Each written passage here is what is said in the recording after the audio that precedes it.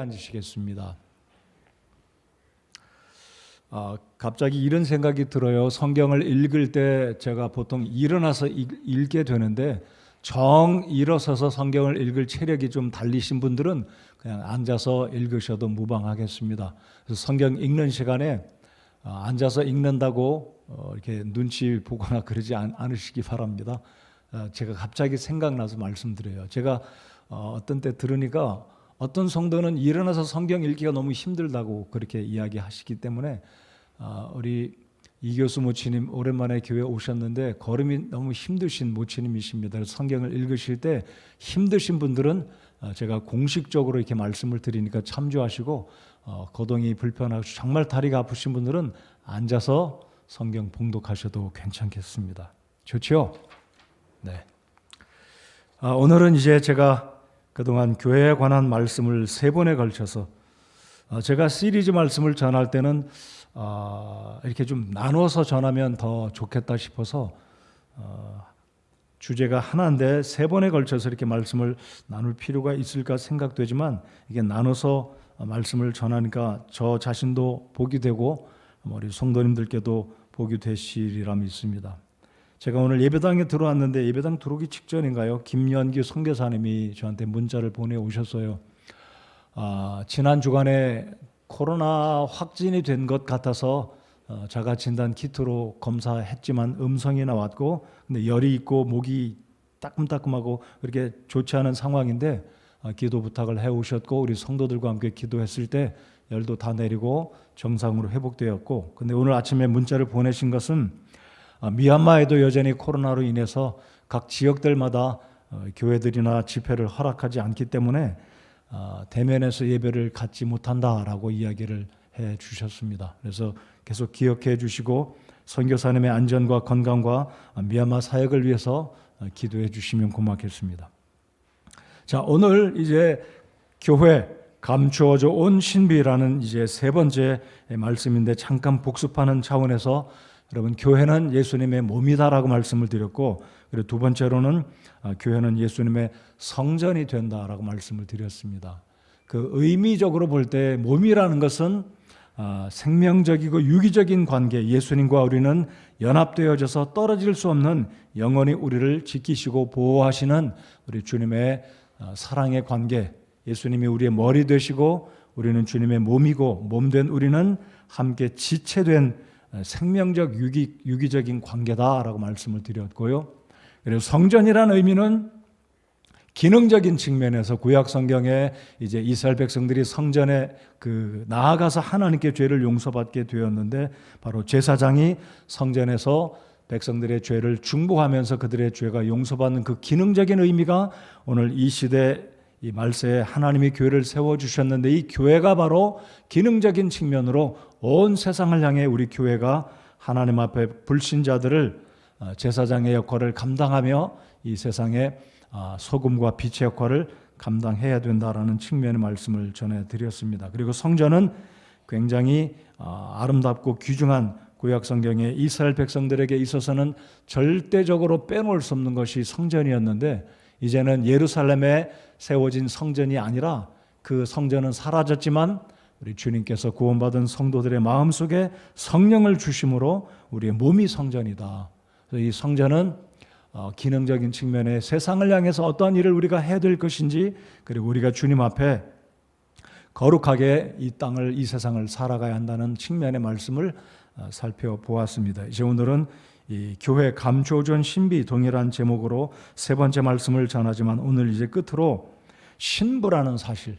그래서 오늘 읽었던 고린도후서 11장 2절에 보면 바울 사도는 성도들을 중매하는 신랑 되신 예수님께 신부인 우리 교회 성도들을 소개하는 그런 역할의 의미를 고린도서 11장 2절에서 이야기했고요. 그리고 오늘 요한계시록 19장 6절부터 14절까지 보면 이제 어린 양의 혼인잔치가 준비되었고 하나님께서는 그분의 아내가 예식장에 공중에 우리 주님을 만나서 결혼 예식을 하게 될 그 순간의 모습을 요한계시록의 19장에 기록해 두고 있는 모습을 방금 읽었습니다. 자, 그렇다면 이 신부라는 의미는 자칫 잘못 이해하면 세상에 있는 어떤 이단 교주처럼 많은 여인들을 거느린 예수님이 그런 측면의 신랑인가라고 오해하실 수도 있겠지만 이것은 문자적인 의미가 아니라 영적인 의미이고 상징적인 의미이다라는 측면으로 이해를 해 주시기 바랍니다. 제가 이 말씀을 준비하면서 이 유대인들의 결혼 풍습을 이해해야 예수님이 우리의 신랑이 되시고 구원받은 성도들이 하나님의 교회가 예수님의 신부라는 측면을 더 잘 이해할 수 있게 되는데 정말로 신기합니다. 이 유대인들의 풍습은 예수님이 이 땅에 오셔서 교회를 신랑 삼아 신부 삼아 주시고 저와 여러분들을 그리스도인들을 신부 삼아 주셨는데 어쩌면 그렇게 유대인들의 결혼 풍습이 예수님이 이 땅에 계셨을 때 행하셨던 것이 흡사하게 거의 맞는 모습들을 많이 볼 수 있다는 것을 발견하면서 많이 놀랬고 우리 주님이 정말로 신실하신 분이시구나. 그래서 먼저 이 신랑 신부의 의미를 살펴보기 전에 유대인들의 이 결혼 풍습을 한번 제가 좀 길지만 말씀을 드려보겠습니다. 더 자세한 내용을 깊이 있게 살펴보기 원하시는 분들은 인터넷 들어가셔서 유대인의 결혼 풍습 치면 많은 자료들을 여러분이 검색을 통해 지식을 습득하실 수가 있겠습니다. 자, 그러면 유대인들은 정혼과 결혼 두 번의 이 혼인 약속이랄까요? 정혼이 있고 결혼이 있습니다. 우리 한국 사람들은 정혼하는 사람들은 글쎄요 10커플이면 한 커플이 할까 모르겠습니다만은 대부분 우리 한국 사람들은 그냥 직접 결혼을 하잖아요. 예외적으로 혼인식을 하는 분도 있기는 하지만 근데 유대인들은 거의 다 모두가 다 혼인을 하고 그리고 결혼을 합니다. 자, 먼저 이 정혼에 대해서 말씀을 드려보면요, 이 정혼은 신랑이 신부 아버지에게 지참금을 가지고 가서 장인어르신 내가 이 여인을 내 아내로 맞이하니 신부값을 드립니다 하고 지참금, 신부값을 지불을 한다고 합니다. 그래서 예전에는 은이나 금으로 지불을 했는데 여러분 구약성경을 읽어보면 이 야곱이 하란 땅에 가서 자신의 외삼촌 집에 가서 일을 하게 되는데 마음에 든 라헬을 위해서 일을 하게 되는데 공짜로 일하지 그 신부를 얻은 게 아니잖아요. 7년간을 봉사합니다.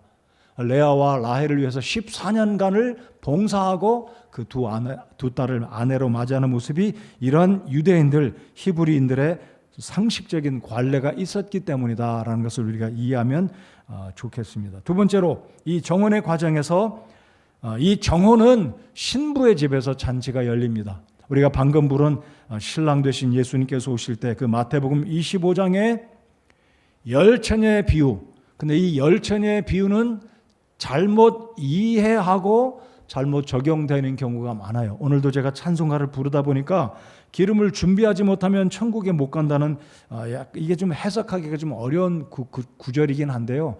마태복음 25장에 나오는 그 잔치는 신랑 집에서의 결혼이 아니라 신부 집에서 하고 있던 약혼식의 잔치다라는 것을 참조해 주시기 바랍니다. 후에 말씀을 제가 또 드리겠습니다. 자, 그래서 그 열처녀는 신부가 아니었습니다. 그냥 신부의 들러리들. 그러니까 이 열처녀는 실제로 시집가는 사람들이 아니기 때문에 신랑을 따라 시집가는 사람이 아니다라는 것이 굉장히 중요한 포인트 가운데 하나라고 생각이 됩니다. 자, 그래서 이 신랑이 장인어른에게 신부에게 값을 지불하고 장인에게 값을 지불하고 이제 장가를 가게 되는데 지금도 유대인들은 포도주를 한 병을 가지고 가거나 포도주 한 잔을 들고 이제 신부가 장인이 신랑 될 사람에게 지참금을 받고 이 신랑 마음에 든다, 이 사위 괜찮다 싶으면 허락을 하면 이 신랑은 포도주를 신부감에게 전해줘서 신부가 그 포도주를 마시면 이제 암묵적으로 결혼이 성사되어지는 이 진행이 이루어진다라고 이해가 된다고 합니다. 자, 그래서 신부가 포도주를 받아 마시면 혼인 언약이 성사된다는 암묵적인 약속이 이루어지고 이제 신랑은 신부를 다시 이제 데리러 그러니까 1년 동안 반드시 떨어져 지내야 된다고 합니다. 그러니까 혼인을 하게 되면 최소한 1년 어떤 경우도 만나지 말고 굉장히 중요한 어떤 일이, 예를 들어서 장인 될 사람이나 장모가 돌아가셨다면 예외가 되겠지만 특별한 일을 제외하고서는 혼인한 이후에는 만나면 안 된다고 합니다. 최소한 1년. 그 이유는 나중에 말씀드릴게요. 그래서 신랑은 이제 약속을 받고 장인 장모님에게 이제 딸을 내주겠다는 약속을 받으면 이제 자기 집으로 간다고 합니다. 그래서 아버지 집에 가서 신부를 위해서 집을 예비한다라고 합니다. 근데 그 기간은 최소한 1년. 여러분 잘 생각해 보시면 예수님도 정확하게 그렇게 하셨어요. 신부는 이제 신랑에게 선물을 받습니다. 이제 신랑이 떠나기 전에 혼인이 성사가 됐고 1년 후에 신랑이 어느 날인지 모르지만 신랑이 이제 신부를 데리러 오게 될 텐데 신랑은 떠나가면서 선물을 하나 준다고 합니다. 이 신부는 선물을 받아들고 1년 후 아니면 좀 더 늘어날지 모르겠지만 언젠가는 신랑이 나를 데리러 오겠지 하면서 선물을 받은 것을 간직하면서 자신의 신랑을 생각하고 그리워하고 몸단장을 잘하고 그날을 준비하고 있다라는 것입니다. 근데 이게 신약 성경을 보면 정확하게 우리 예수님도 그렇게 하셨습니다. 굉장히 흥미롭습니다.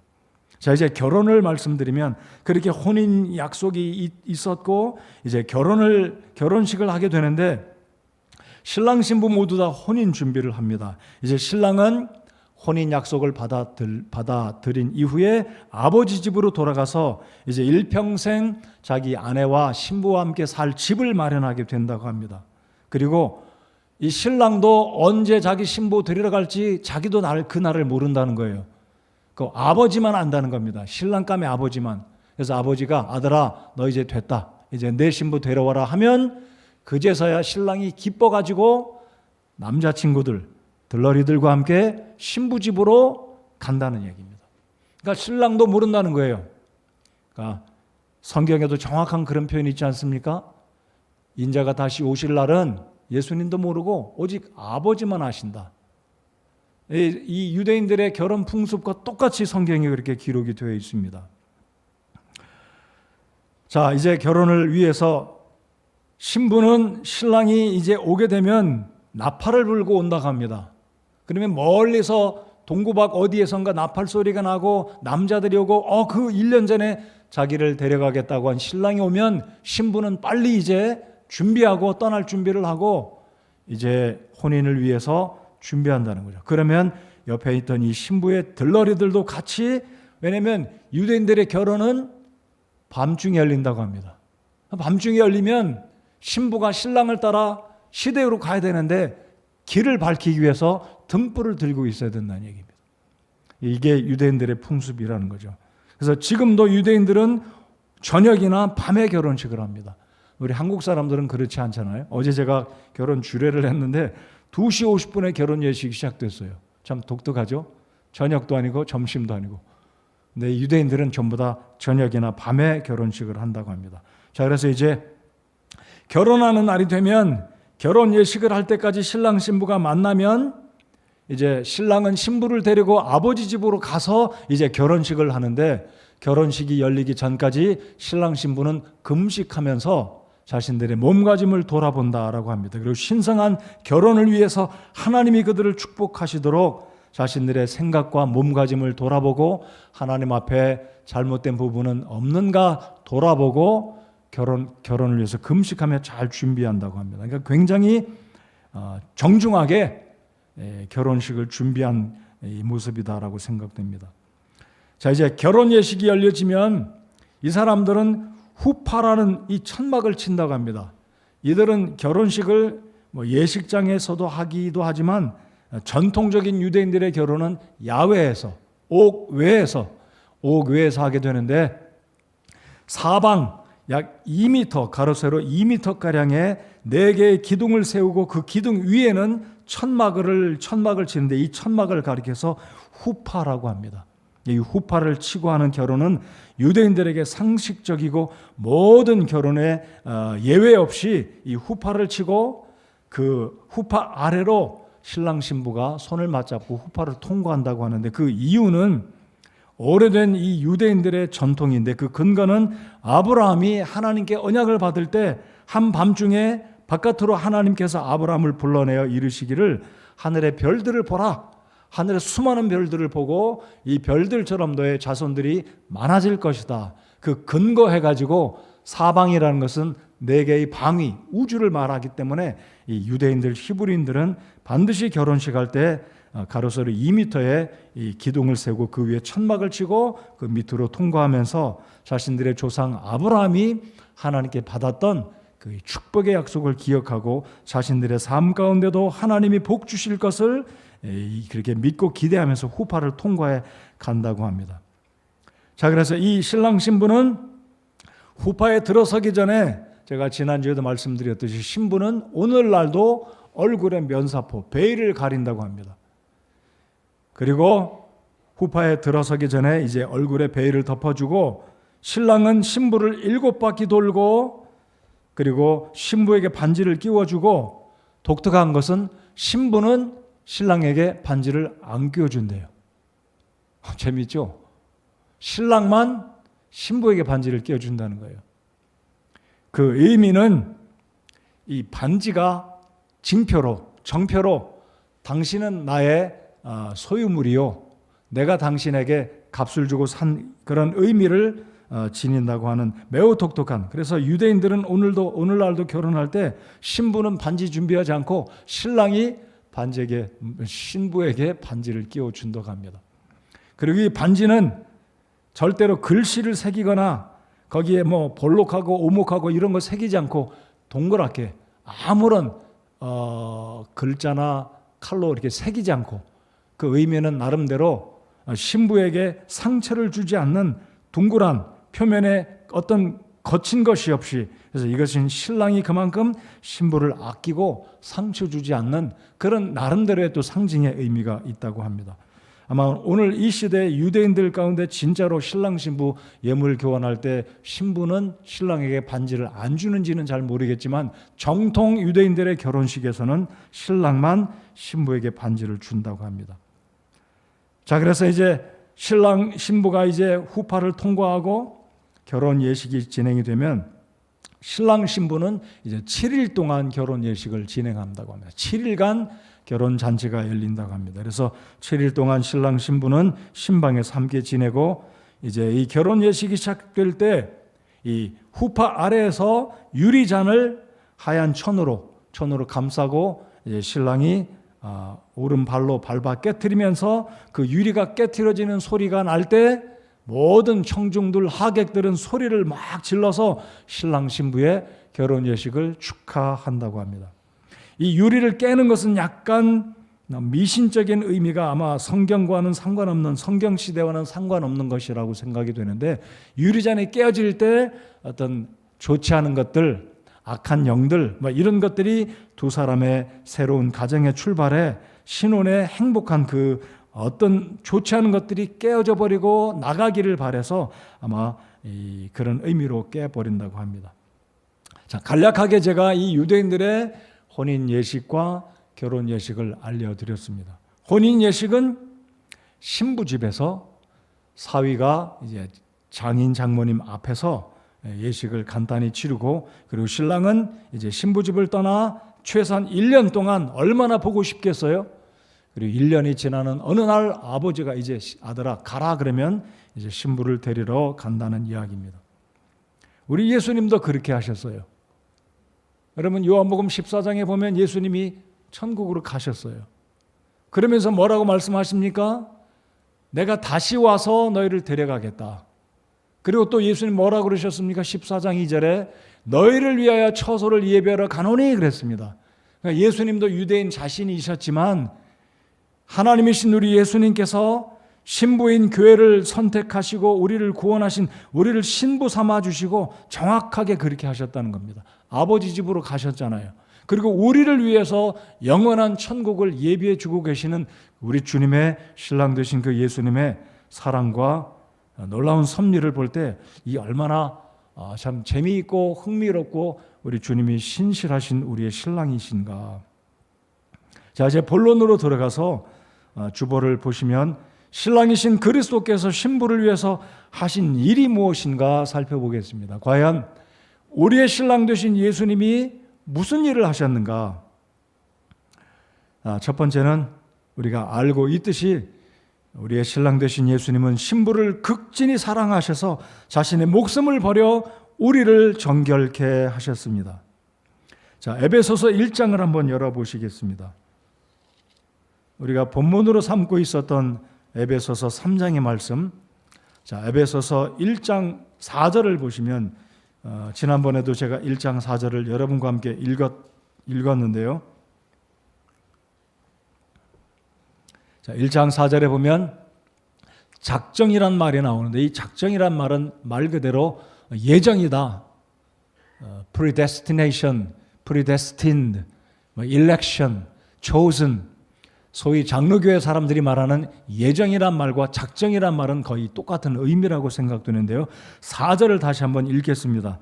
시작. 곧 우리가 사랑 안에서 자신 앞에 거룩하고 흠이 없게 하시려고 세상의 창건 이전에 그분 안에서 우리를 택하셨습니다.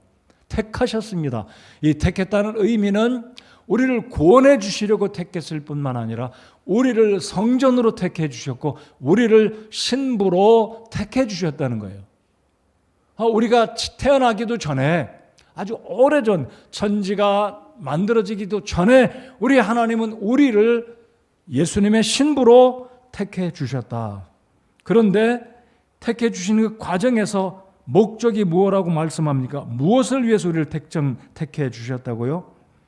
우리가 사랑 안에서 자신 앞에 거룩하고 흠이 없게 하시려고 우리를 흠없는 사람으로 만들어 주시기 위해서 정결한 신부로 사랑받을 만한 우리 주님의 신부로 삼아 주시기 위해서 여러분을 우리 하나님이 택해 주셨다는 겁니다.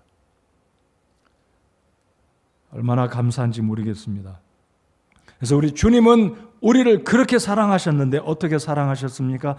자신의 목숨을 버리고, 그 반지의 의미, 그러니까 신부가 신랑을 선택한 게 아니에요. 그러니까 신랑 되신 우리 예수님께서 반지를 주는 의미는 내가 당신을 위해서 목숨 버렸고 희생했고 당신을 샀다는 의미로, 여러분 이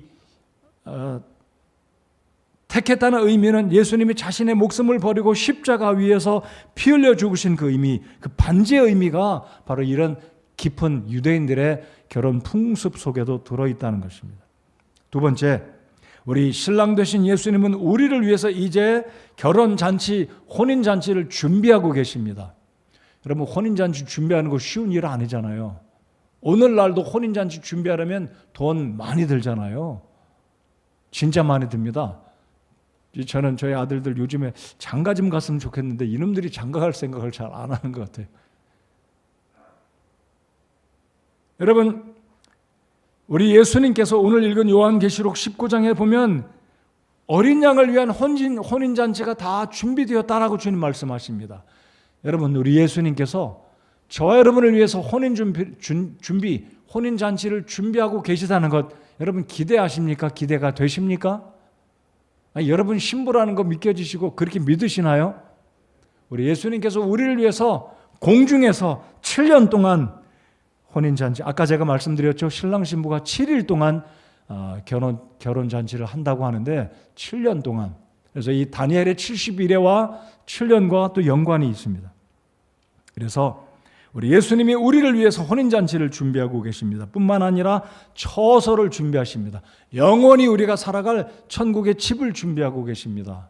그래서 이 땅을 살아가는 동안 번듯한 집 하나 없으신 분들, 여전히 그냥 조그만 전세에서 살고 계신 분들 기대하시기 바랍니다. 주님이 나를 위해서 천국의 정말로 좋은 처소를, 영원히 살 처소를 나의 신랑 되신 주님이 예비하고 계신다라는 것 믿고 감사하시면서 그날을 기대하셔도 그 기대 결코 빗나가지 않을 것이라고 저는 믿습니다. 여러분, 우리는 잠시 떨어져 있어요. 왜 예수님 우리를 구원하셨으면 빨리 천국으로 데려가시고 빨리 결혼해 주시지 왜 우리를 이 땅에 남겨두셨습니까? 이게 하나님의 섭리고 하나님의 계획이고 뜻입니다. 근데 어떻게 그렇게 유대인들의 풍습이 똑같은지 몰라요. 그러니까 우리 하나님은 유대인들의 풍습 속에 하나님이 하실 이 계획들과 일들도 당신의 민족 속에 심어두셨다라고 생각합니다. 이거를 깨달으라고 하나님이 보여주신 거죠. 근데 사실 유대인들은 자기들이 그렇게 살아가고 있으면서도 모르는 거죠. 그분이 바로 자신들의 신랑이었다는 건 모르는 거죠. 얼마나 안타깝습니까? 근데 우리는 구원받은 교회, 이 복음을 통해 구원받은 신약 성경을 믿는 우리, 여러분 유대인들은 신약 성경 안 믿는 거 알고 계시죠? 참조로 알고 계시죠? 유대인들은 모세오경만 믿고 구약만 믿어요. 근데 우리는 신약까지 믿으니까 그들보다 더 하나님을 잘 아는 우리 주님의 신부들이에요. 감사하십니까? 우리 주님이 우리를 잠깐 지금 두고 계신 거예요. 방치가 아니에요. 그리고 주님이 다시 오셔서 우리를 데려가실 것입니다. 공중에서 7년간의 혼인잔치 기대하시기 바랍니다. 얼마나 황홀하고 얼마나 감격스러운 것일지 잘 모르겠어요. 저는 상상이 안 돼요. 한 번도 본 적이 없으니까요. 누군가 그 얘기 하더라고요. 천국에 간 우리 엄마 아빠, 우리 내 아내 내 남편, 땅에 있는 나 생각하지 않을까? 천국 간 우리 엄마가 이 땅에 남겨두고 천국에 먼저 갔으니까 우리 엄마가 나 생각하지 않을까? 또 땅에 있는 우리 딸들, 아들들은 우리 엄마 천국에 잘 계실까?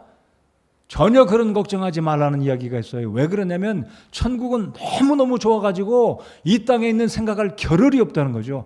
너무너무 좋다는 거예요. 그게 어찌 보면 이해가 갈 것도 같고 이해가 안 갈 것도 같은데 한편 진짜 이해가 갈 것 같아요. 천국이 너무나 좋으니까 이 땅에 있는 염려, 아예 하나님께서 염려조차 하지 않도록 정신적으로 심리적으로 만들어 주신 거라고 생각합니다. 여러분 천국 가서도 아이고 우리 딸내미 잘했을까? 우리 아들 직장생활 잘하고 밥이나 먹고 잘할까? 이 염려한다면 천국이겠습니까? 네, 천국은요 전혀 걱정이 없는, 아무 걱정 없이 정말 너무너무, 제가 강조할게요, 너무너무 좋아가지고 이 땅에 생각이 안 난다는 거예요. 그럴듯해요. 그럴 거라고 저는 생각합니다. 그리고 천국의 시간도 금방 지나면, 엊그제 내가 천국 올라온 것 같은데 조금 있으면 우리 딸들 만나고 아내 남편 다 만난다는 거예요. 근데 우리는 그렇지 않잖아요. 이 땅에 살아가면서 힘들고 어렵고, 근데 이 순간도 다 지나갈 거예요. 여러분 제가 지난 21년도 송년 예배 때 말씀 전한 거 여러분 기억하십니까? 이 또한 지나가리라. 우리가 이 땅을 살면서 힘들고 어려운 거 다 지나갑니다. 그러나 우리 주님께서 잠시 우리를 이 땅에 내버려 두신 이유는 처소를 예비하시고 우리에게 더 큰 감격과 기쁨을 주시기 위해서 우리를 사랑해서 목숨을 버리신 그 신랑 되신 주님 또한 우리를 만나고 싶어 하시는데 잠시 동안 우리가 결별한 겁니다. 잠시 동안. 그래서 예수님께서 내가 너희를 반드시 다시 데리러 오시리라고 약속하셨는데 그 약속을 믿고 걱정하지 마시고 우리 주님 고대하시면서 그날을 바라보고 믿음으로 믿음 생활, 인내하면서 믿음 생활 지속해서 감당하는 주님의 신부들과 우리 교회가 되어야 할 줄 믿습니다. 그래서 주님이 오시면 이제 우리가 그날을 맞이하고 정말로 감격스러운 우리 신랑 되신 예수님 얼굴도 볼 것이고 손도 잡아볼 것이고 예수님 손에 나 때문에 못자국 난 예수님 옆구리에 창을 받으신 그 예수님의 상처 또한 우리가 보고 더 감사하게 될 것입니다. 두 번째, 신랑 되신 그리스도께서 우리에게 주신 축복이 무엇인지 보실까요? 신랑 되신 나의 주님께서 저와 여러분에게 주신 축복이 무엇인가요? 우리가 잘 알고 있지만 호세아 2장 19절, 20절, 23절 보면 제가 읽어드리겠습니다. 또 내가 영원토록 너를 나와 정언하게 하리니 참으로 내가 의와 판단의 공의와 인자함과 긍휼로 너를 나와 정언하게 하며 신실함으로 너를 나와 정언하게 하리니 내가 주를 알리라. 내가 그녀를 땅에서 내게로 심고 긍휼을 얻지 못하였던 그녀에게 긍휼을 베풀며 이 백성이 아니던 자들에게 이르기를 너는 내 백성이라 하고 그들은 이르기를 주는 나의 하나님이시니이다 하리라. 여러분 19절 20절에 보면 정언하겠다는 말이 3번이나 나옵니다. 정언하겠다, 정언하게 하리니 우리 주님께서 저와 여러분을 정언하시고 약속하시고 약혼해 주시고 천국에 올라가셨습니다. 그리고 다시 오시면 이제 진짜로 결혼 예식을 공중에서 7년 동안 해 주실 것입니다. 여러분, 제가 소설 이야기한다고 생각하십니까? 제가 지금 영화 이야기한다고 생각하십니까? 아니, 그럴듯한 거짓말도 거짓말해야 믿지. 아니, 공중에서 7년 동안 무슨 혼인잔치를 할까? 이렇게 마음속에 불안해하고 믿지 않는 분이 계시다면 믿음이 없는 겁니다. 여러분, 성경 말씀 우리가 믿어지기 때문에 믿은 것 손가락 꼽는다면 몇 개 안 될 겁니다. 사실 우리는 주님이 약속하신 성경의 모든 이 말씀을 어린아이처럼 믿었기 때문에 구원받지 않았습니까? 우리가 예수님 눈으로 보지 않았잖아요. 십자가에 달린 그 예수님 십자가 밑에 가서 예수님 보지 않았잖아요. 그러나 예수님 말씀 우리가 모두 다 믿었기 때문에 우리가 구원받은 것 아닙니까? 여러분, 예수님 말씀 믿었기 때문에 오늘도 이 자리에 와서 하나님 말씀 경청하고 있는 것이 아닌가요? 여러분, 예수님이 우리를 위해서 예비해 주신 천국, 문자적인 천국입니다. 우리 예수님께서 오셔서 결혼잔치 해 주실 것 실제로 공중에서 일어날 진짜 사건인 줄 믿으시면 아멘 하시기 바랍니다. 제가 지금 소설 이야기, 영화 이야기, 무슨 판타지 이야기하는 게 아닙니다. 실제로 공중에서 7년 동안 결혼잔치가 있을 것을 믿으시기 바랍니다. 여러분들, 재미있는 것은요, 제가 아까 말씀드렸잖아요. 신랑이 신부 데리러 올 때 나팔 분다고 그랬잖아요. 근데 성경도 나팔을 분다고 하나님 말씀하십니다. 공중에서 천사장의 소리와 하나님의 나팔 소리가 놀랍게 울려 퍼질 때 이 땅의 모든 그리스도인들이 호련히 들림받아 올라갈 것입니다. 기적이 벌어질 거예요. 여러분, 그때 이 땅에 남겨져 있는 사람이 되지 않기를 바랍니다. 그때 지구상에 난리가 날 거예요. 야, 맨날 그리스도인들 그렇게 이야기하더니 아니 갑자기 다 지구상의 모든 그리스도인들이 사라져 버렸어요. 어디로 갔겠습니까? 다 공중에 올라간 거예요. 그때 여러분 땅에 남아있는 사람 한 사람도 없기 바랍니다. 에이, 성경 소설 같은 얘기 안 해. 장난 안 해. 여러분, 믿지 않는 분들은 남겨질 겁니다. 왜요? 예수님 믿지 않기 때문에. 우리는 믿음으로 구원받은 자들입니다. 하나님의 말씀을 말씀 그대로 믿기 때문에 하나님이 우리의 믿음을 보시고 구원해 주셨습니다. 예수님이 오시면 우리를 공중으로 데려가셔서 신랑이 우리를 맞이해 주시는 이 놀라운 들림받는 축복, 구원의 은혜를 우리 주님이 허락해 주셨고 우리를 예수님께서 당신의 신부로 삼아 주셨습니다. 놀라운 특권입니다. 우리 예수님, 우리 신랑 되신 예수님께서 신부인 저와 여러분에게 무엇을 주셨습니까? 저는 이렇게 생각해 보았습니다. 저와 여러분이 예수님의 신부가 된다는 것은 정말로 감당할 수 없는 축복이고 영광스러운 일이다. 여러분, 우리 아내 되신 여러분, 남편을 한번 생각해 보시기 바랍니다. 내 남편 뭐 직장 그렇게 대단한 직장 아니고, 내 남편 키 180 이상 안 나가는 그냥 작은 키, 보통 키, 내 남편 얼굴 그렇게 훤칠한 미남 아니지만 그래도 내가 내 남편 때문에 지금까지 자녀 낳고 가정을 이루고 잘 살고 있는 것 우리 남편 덕이다라고 생각하는 분들 바른 생각하는 겁니다. 다른 남편 생각하고 다른 남자 비교하면서 아유, 내 남편 지지리도 못 낳고 월급도 그렇고 나를 사랑해 주지도 않고 내가 남편의 신부된 것 후회한다. 물론 그런 생각 드실 때도 있을 겁니다만은 여러분, 이렇게 생각을 해 보아야 할 것입니다. 나 같은 사람을 우리 예수님이 예수님의 신부로 삼아 주신 것, 이거 정말로 놀라운 특권이라고 생각합니다. 여러분, 그렇게 생각하십니까? 여러분 남편에게 감사하시기 바랍니다.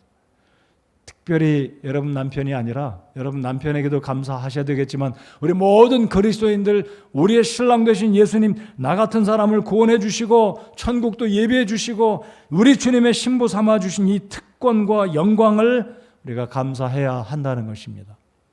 제가 이렇게 생각해 보았어요. 3월 9일 밤이면 한국의 어떤 여자는 영부인이 될 거다. 1번 부인이 되든지 2번 부인이 되든지 둘 중에 한 분은 영부인이 될 거다라고 생각합니다. 그렇잖아요?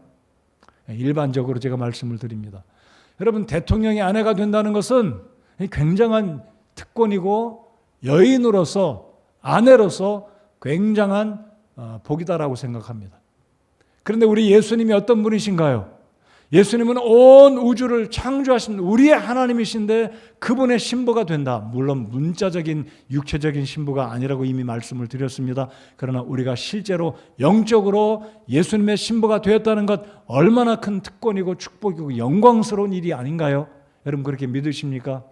나 같은 사람을 주님이 예수님의 신부 삼아 주셨다. 이거 굉장한 특권이고 축복이고 영광이라고 생각합니다. 여러분 우리 신부들이 생각할 때 누가 최고의 신랑을 맞이하고 싶은 사람, 그런 생각 없는 신부가 어디 있겠습니까? 모든 예비 신부감들은 최소한 이런 신랑을 맞이하고 싶다라고 생각하잖아요. 연봉이 얼마, 키는 얼마, 학교는 어디 졸업하고, 혈액형은 뭐고, 신랑의 시댁의 배경은 뭐고, 좋은 신랑감 맞이하고 싶은 것이 신부들의 다 그냥 마음이잖아요. 최악의 신랑감으로 손꼽는 경우는 다음과 같은 유형이라고 합니다. 최악의 신랑감 1. 아내의 경제력에 기대어 사는 책임감 없는 남자. 두 번째, 아내의 특별한 날을 챙겨주지 않는 남자. 집에 들어오면 손가락 까닥하지 않는 남자. 화나면 손부터 올라가는 깡패 기질의 남자.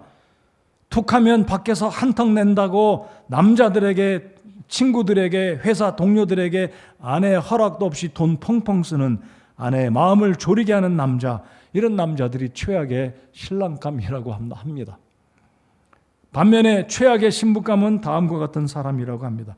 사치와 낭비가 심한 여자, 왕비처럼 살려고 하는 여자, 남편 수입이 적다고 불평만 늘어놓는 여자, 여자이기를 포기한 여자, 일만 생기면 삐져가지고 친정으로 쪼르르 달려가는 여자, 이런 여자가 최악의 신부라고 합니다.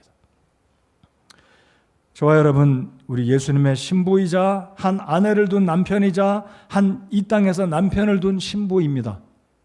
우리는 어떤 신부이고 어떤 남편인지, 어떤 신랑인지 우리 자신들을 집에서 돌아봐야 되겠지만, 신앙적인 측면에서 저와 여러분 모두는 우리 예수님의 신부로서 어떤 측면으로 신랑 되신 예수님, 나를 신부 삼아 주신 것 정말 감사합니다. 감당할 수 없는 이 축복 주신 것 정말로 내가 오매불망 바라보고 기다리고 예수님 오시는 그날을 사모하고, 정말로 나 같은 사람 예수님 구원해 주신 것만도 감사한데, 천국에 갈 수 있는 축복해 주신 것만도 감사한데, 나 같은 사람을 최고의 신랑 되신 예수님 신부 삼아 주신 것 정말로 감사하는 우리가 되어야 할 것입니다. 여러분, 예수님이 마가의 다락방에서 마지막으로 유월절 만찬을 지내시면서 제자들에게 포도주를 건네지 않아요? 받아 마시라. 이 잔은 너희를 위해서 흘리는 나의 피니라. 이 포도주가 무엇을 상징합니까? 바로 예수님은 혼인 예식을 하면서 당신의 신부들에게 포도주를 건네신 겁니다. 근데 독특한 것은 예수님이 이 포도주를 아버지의 나라가 올 때, 그때가 되기 전에 내가 다시는 마시지 않겠다라고 약속하십니다. 그날이 어느 날인가요? 공중에서 있을 어린 양의 7년간의 혼인잔치 때, 그때가 오기 전에는 다시 마시지 않겠다라고 약속을 하십니다. 그러니까 마가의 다락방에 있는 이 유대인들, 제자들은 이 의미를 한편으로는 깨달았습니다. 이거는 결혼식 할 때 신랑이 약혼녀에게 주는 의식인데 라고 생각하면서 우리 예수님이 우리의 신랑이신가라는 나름대로의 힌트를 유대인들, 이 제자들이 마음속에 가졌을 것이다 라고 저는 생각해 봅니다. 아무튼 우리 예수님은 이미 상징적으로 마가의 다락방에서 그 마지막 이제 밤이면 붙들려서 십자가 달려 죽으시는 이 예수님께서 제자들에게 포도즙을 건네신 것은 바로 무엇을 상징한다고요? 바로 교회에게, 신부 되신 저와 여러분에게 예수님은 우리에게 이미 청혼을 했다는 거예요. 포도즙을 건네시면서 받아 마시라. 그래서 말씀드렸듯이 유대인들은 혼인할 때 신랑이 신부에게 포도주를 내밀면서 받아 마시오. 이 말은 내 손을 받아 주시오, 허락해 주시오, 결혼을 구한다는 거죠. 그래서 영어적인 표현에서 ask a hand, a hand, 이 말은 한 여자의 손을 구한다. 이 의미는 정확하게 내가 당신에게 구원합니다. 그 표현이 영어에서 ask a hand, 이것이 구원한다는 표현입니다. 구원한다. 그러니까 예수님도 그 포도주 잔을 내밀면서 받아 마시라. 이 의미는 내가 너희들에게 영적으로 혼인을 청한다. 이 놀라운 특권을 우리 주님께서, 신랑 되신 주님께서 저와 여러분을 신부 삼아 주셨다. 이 얼마나 감사한 것인지 모르겠습니다. 뿐만 아니라 우리 예수님이 선물을 주시고 가셨어요. 예수님이 요한복음 14장에서 16장까지 쭉 보시면 여러분 이렇게 기억하시기 바랍니다. 이 14장부터 15장 포도나무 비유가 나오죠. 14장에 이 마가의 다락방의 그 만찬, 그 모습이 14장, 15장, 그리고 17장에 예수님의 기도의 장인데, 사실 예수님의 죽으심은 20장에 가야 되는데 14장부터 19장까지는 그러니까 하룻밤 사이 유월절 전후에서 일어난 사건을 다루고 있기 때문에 14장부터 요한복음 19장까지는 수일에 아주 짧은 기간의 사건을 다루고 있습니다. 그러니까 예수님은 14장에 가서 이 마가의 다락방에서 최의 만찬 사건을 언급하시고, 그리고 14장 지나면 16장에 가서 또 어떤 이야기를 하시면 내가 가면 너희에게 보혜사를 보내주겠다. 보혜사, 선물입니다. 내가 돌아가면 너에게 선물을 주겠다 그랬습니다. 그 의미는 이 유대인들이 결혼을 하게 되면, 혼인식을 하게 되면 이 예비신랑이 예비신부에게 징표로 선물을 주고 아버지 집으로 간다고 하지 않습니까? 말씀드리지 않았어요? 바로 예수님은 정확하게 포도즙을 건네시면서 교회에게 신부 될 후보들에게 혼인을 지금 구원을 하신 것이고, 그리고 신부가 그 포도즙을 제자들이 마심으로 혼인이 성사가 됐고, 이 혼인이 이제 체결이 된 것이고, 예수님이 선물을 주셨는데 사실 다락방에 있던 제자들은 손에 실제로 선물을 받지는 않았습니다. 그리고 예수님은 약속하시기를 내가 몇 날이 지나면 너희에게 보혜사를 주겠다 그러셨는데, 예수님이 천국에 가신 지 며칠 만에 이들이 선물을 받았습니까? 10일 만에. 예수님이 이 땅에 부활하신 이후에 며칠을 계셨습니까? 40일.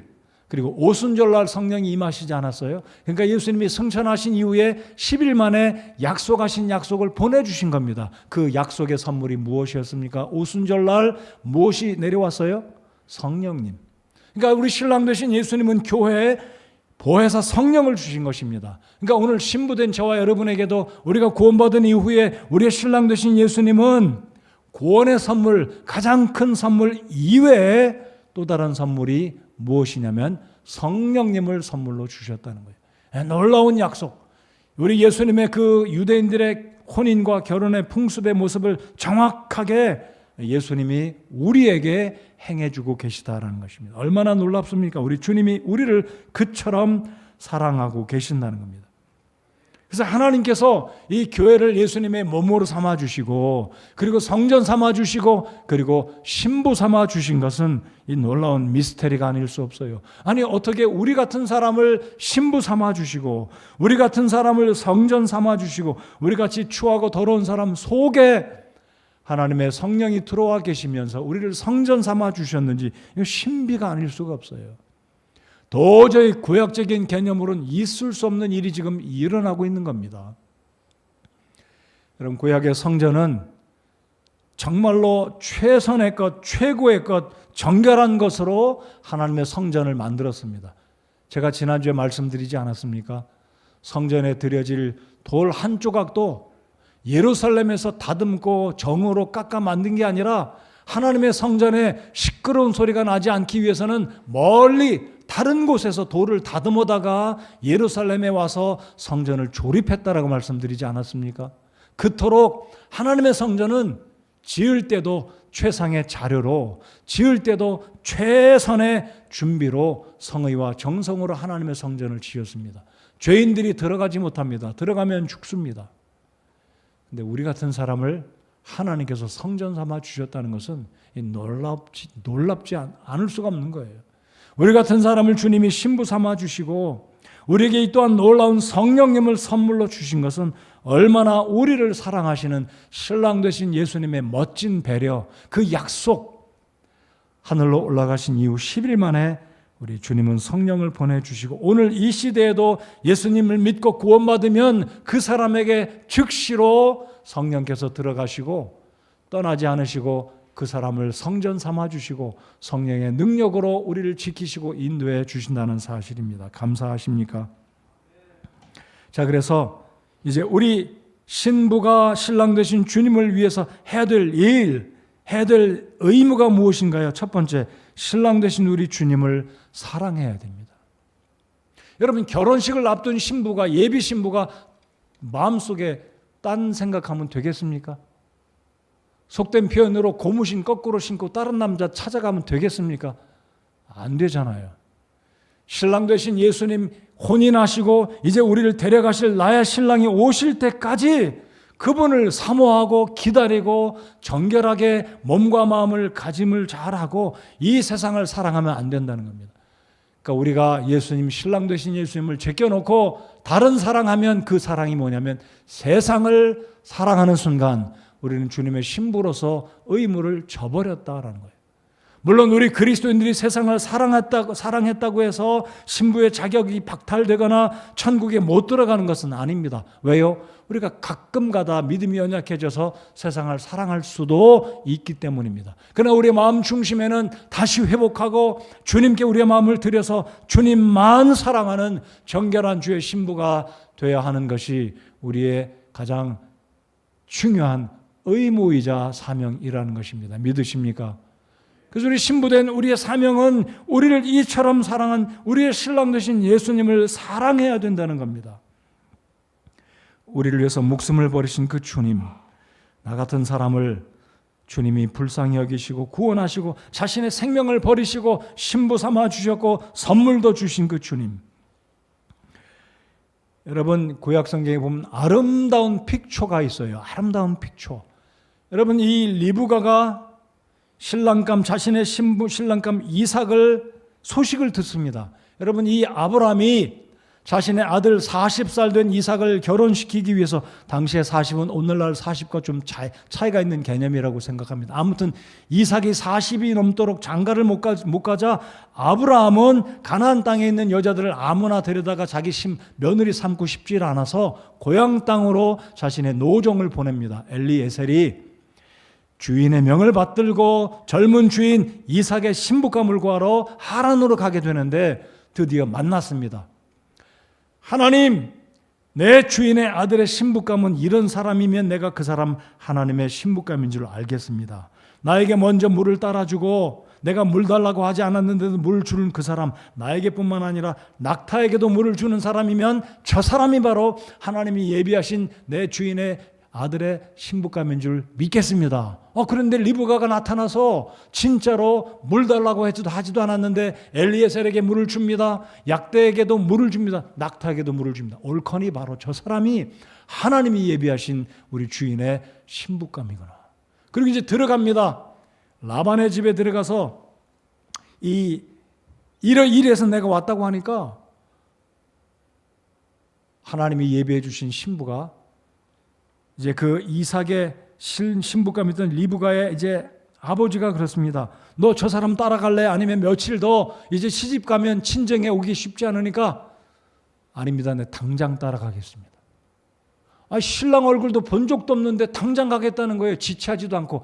신부 친구들이랑 놀다가도 가고 대화도 나누고 친정 엄마랑 이야기도 하고 뭐 이게 물건도 챙겨가고 시간이 필요할 거 아니에요. 리브가가 대답하기를 당장 따라가겠습니다. 이게 바로 신부의 자세다라는 겁니다. 바로 이 리브가의 고백은 오늘 이 시대에 저와 여러분 예수님의 신부된 예수님의 교회가 신랑이 온다고 했을 때 너 신랑 만나러 갈래? 너 지금 저 집에 갈래? 멀리 브엘세바 너 가보지도 않았지만 너의 신랑이 사는 그 집에 갈래? 그랬을 때 리브가가 지체하지 않고 따라가겠습니다. 이게 바로 신부의 마음, 우리 교회의 마음, 성도의 마음, 예수님이 오시는 그날을 지체하지 않고 세상에 정들이지 않고 연연해하지 않고 예수님이 오신다면 오늘 밤이라도 내가 물건 다 아까워하지 않고 예금 통장 계좌에 있는 돈 아까워하지 않고 놀러 가고 싶은 거 못 가본 거 섭섭해하지 않고 내가 당장 예수님 오신다면 당장 내가 주님 만나러 가겠습니다. 이게 바로 신부가 품어야 될 마음이라는 거예요. 여러분, 성경은 참 놀랍게 사건마다 어쩌면 그렇게 놀랍게 기록되었는지요. 리브가는 정확하게 신부를 상징하는, 우리를 상징하는, 그렇게 리브가가 이삭을 만나러 갑니다. 또 한 가지 놀라운 사실을 알려드릴까요? 리브가가 이제 엘리에셀을 따라갑니다. 근데 부엘세바와 하란의 중간쯤 한 남정네가 저녁에, 그것도 저녁이에요, 머뭇거리는 모습 보고 이 여자가 물어요. 리브가가, 저분이 누군가? 그러니까 당신 신랑감이요, 나의 작은 주인이요. 그러자 리브가가 면사포를 딱 가려요. 여러분, 이 놀라운 장면이 뭐냐면, 이 부엘세바 리브가의 시댁도 아니요, 자신의 친정도 아닌 중간에서 신랑 신부가 만났다는 것은 장차 예수님이 공중에 오시면 천국도 아니고 이 세상도 아닌 중간 공중에서 신랑 되신 우리 예수님을 만나서 그곳에서 혼인잔치를 벌린다는 놀라운 픽처가 바로 창세기에 우리 주님께서 보여주고 있다는 것 믿으시기 바랍니다. 자, 그러므로 우리는 예수님을 정말로 사랑해야 돼요. 그날을 기대하고 고대해야 됩니다. 요한계시록 14장 4절에 이들은 여자들과 더불어 자신을 더럽히지 않은 자들이니 그들은 처녀들이니라. 이들은 어린 양께서 가시는 대로 그분을 따라가는 자들이며 사람들 가운데서 구속을 받아 하나님과 어린 양께 첫 열매가 된 자들이니라. 여러분, 주님을 따라가기로 작정한 우리예요. 세상 연연하지 않고 양쪽 다리 걸쳐서 사는 자들이 아니다라는 것입니다. 우리는 신랑 되신 예수님을 따라가기로 결정했고, 예수님이 오신다면 오늘이라도 아까워하지 않고 후회하지 않고 당장 천국으로 올라가, 공중으로 올라가 우리 주님을 만나기를 원하는 자들, 정말로 ready, 준비된 마음으로 살아가야 한다는 것입니다. 두 번째로, 우리 그리스도인들, 즉 예수님의 신부된 우리는 주님을 존중하고 주님의 뜻에 복종하며 순종하며 살아야 합니다. 에베소서 5장 24절에 그러므로 교회가 그리스도께 복종하듯 아내들도 모든 일에서 자기 남편에게 복종할지니라. 우리 주님은 우리를 위해서 그렇게 목숨 버려서 사랑해 주셨습니다. 자신의 목숨을 버리셨습니다. 그렇다면 신부된 저와 여러분, 우리 교회는 주님께 순종해야 합니다. 주님께 복종해야 됩니다.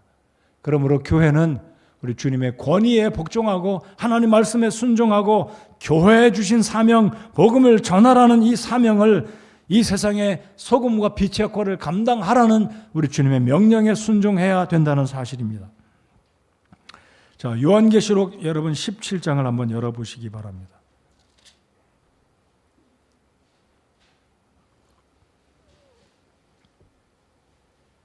요한계시록 17장을 열어보시면 또 다른 여자가 등장합니다. 여러분, 우리는 예수님의 신부 여자들이잖아요. 요한계시록 17장에 보면 또 다른 여자가 등장하는데 이 여자는 몹쓸 여자예요.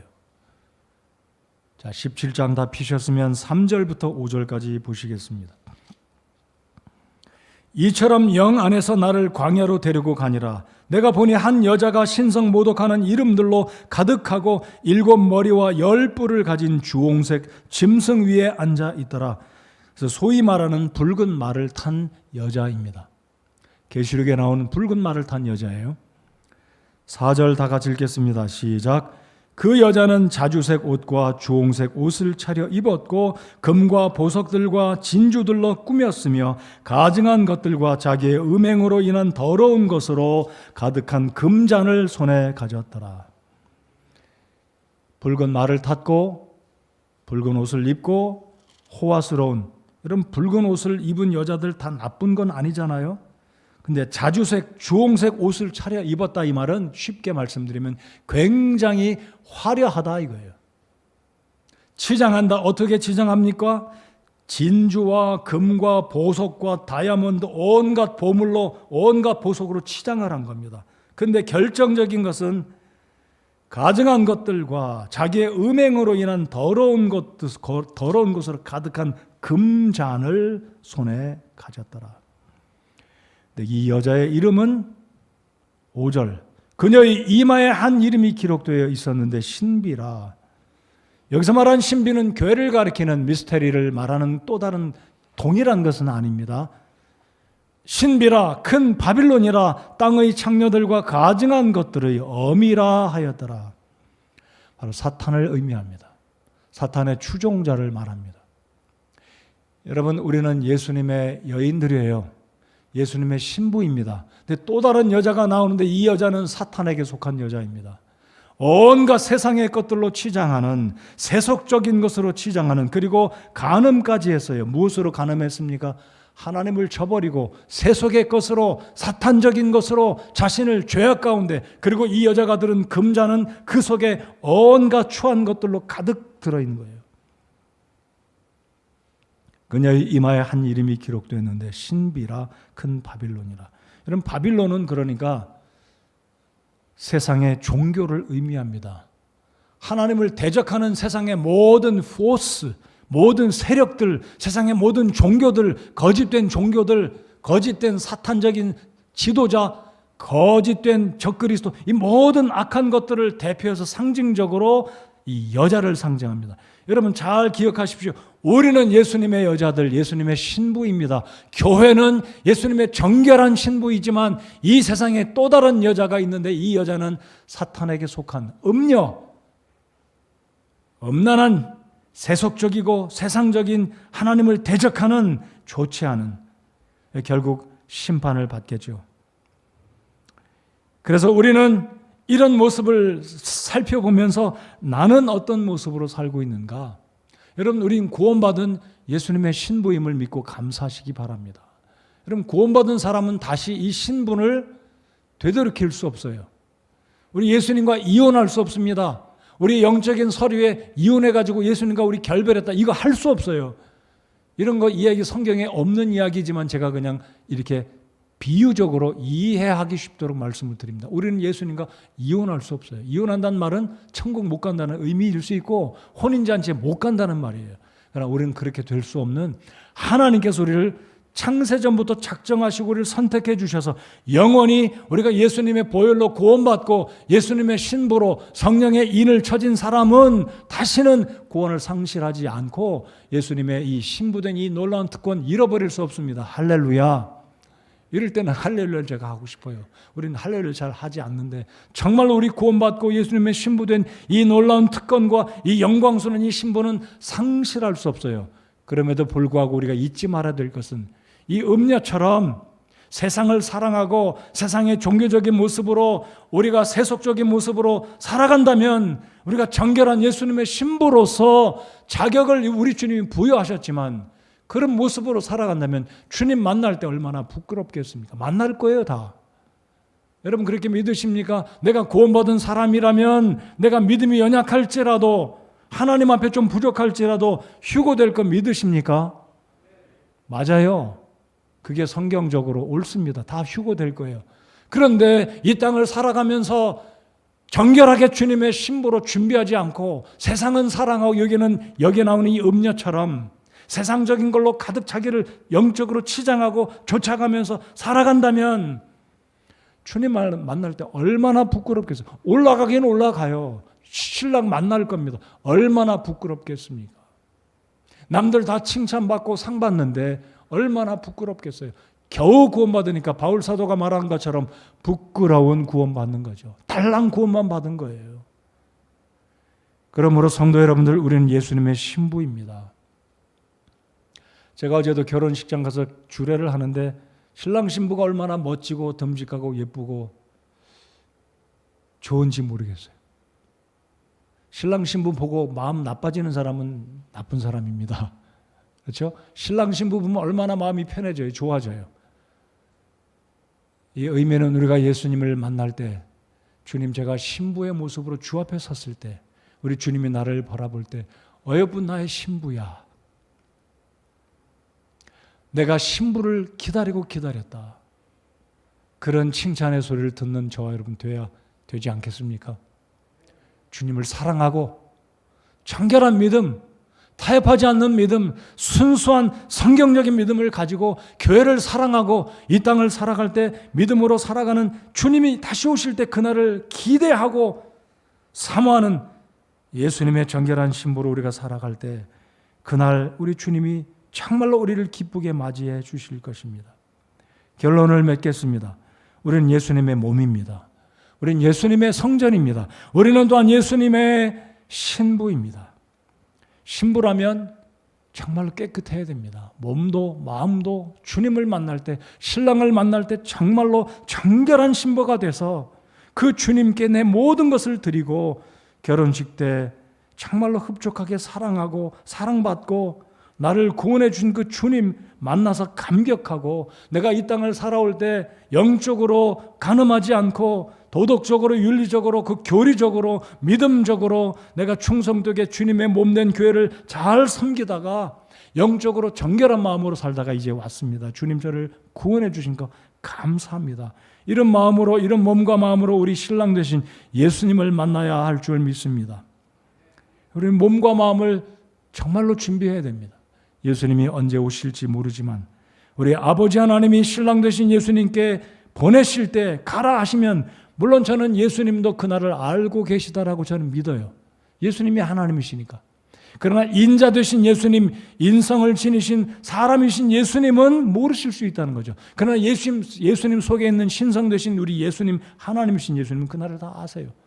그날을 기대하며 정결한 신부로 예수님이 언제 오실지 모르지만 믿음의 길을 지속해서 가시고 예배하기를 기뻐하시고 정결한 몸과 마음으로 내 온과 마음과 힘과 정성과 뜻과 물질을 다해서 주님을 사랑하고 섬기는 복음 전하기를 애쓰고 수고하고 하나님의 나라가 이 땅에서 확장되어 가기를 정말로 바라고 헌신하며 살아가는 우리 모든 신부 되신 저와 여러분 우리 모든 성도 여러분들 되기를 바랍니다. 기도하겠습니다.